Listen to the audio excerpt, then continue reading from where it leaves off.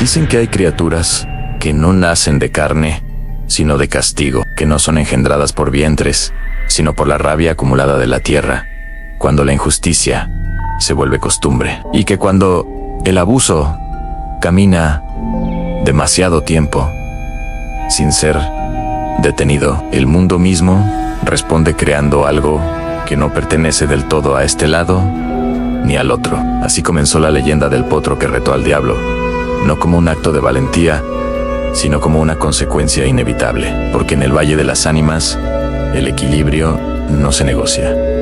se cobra, y siempre lo hace con fuego o con silencio. Y esa noche el viento lo supo antes que los hombres, antes incluso que el muchacho que aún no comprendía que su destino ya había sido marcado desde el primer relincho que partió la oscuridad del cañón. Un relincho que no sonó a animal sino a trueno contenido, a grieta abierta en el mundo, a advertencia antigua que nadie quiso escuchar, porque en ese valle los hombres aprendieron demasiado tarde que no todo lo que brilla es bendición, y que algunos regalos llegan solo para recordar cuánto pesa una deuda. El muchacho había crecido creyendo que el mundo era justo, que la fuerza se medía en trabajo y la honra en palabra, hasta que vio morir lo único puro que había amado, no por accidente, sino por soberbia ajena. Y ese dolor no cayó al suelo como una lágrima común, sino que se filtró en la tierra, bajó por raíces viejas, atravesó piedras que guardaban memoria y despertó algo que llevaba siglos esperando una razón para volver a galopar, porque la tierra recuerda cada injusticia, aunque los hombres finjan olvidarla. Y cuando el potro emergió de la bruma, no lo hizo como un animal perdido, sino como un juicio con forma viva, con ojos de oro líquido que no reflejaban luz, sino verdad, y un cuerpo que parecía tallado en relámpago, respirando como si el cielo mismo se inflara en su pecho. Y desde ese instante, el destino dejó de ser una línea recta para convertirse en un círculo que siempre regresaba al mismo punto. El muchacho creyó que había ganado poder, creyó que había sido elegido, creyó incluso que el miedo ajeno era respeto. Pero la omnisciencia del tiempo ya sabía que no era así, que nadie elige al fuego, que es el fuego quien decide a quién consumir o a quién usar como advertencia. Y mientras el potro crecía desafiando toda ley natural, alimentándose no de pasto, sino de silencio, de miradas temerosas, de culpas no dichas, de noches cargadas de rencor y rezos vacíos, el diablo observaba desde lejos, no con ira sino con interés,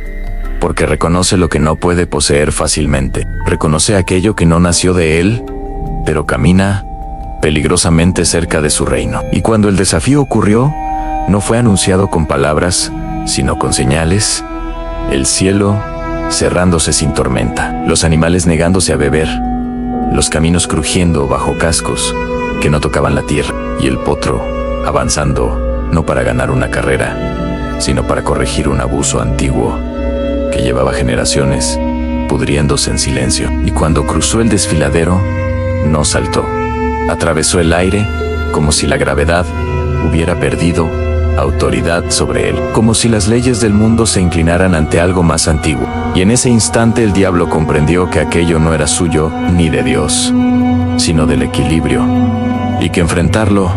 no traería ganancia, sino pérdida, porque hay fuerzas que no se doman ni con pactos ni con miedo,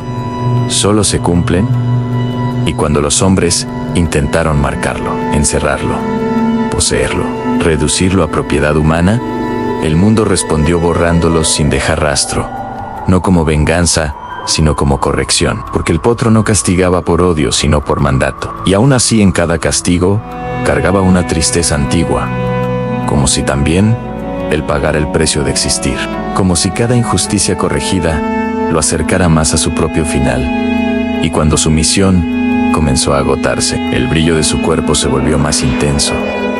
casi insoportable, como si estuviera a punto de romper la frontera entre los mundos. Y el muchacho entendió demasiado tarde que aquello no le pertenecía, que nunca fue suyo,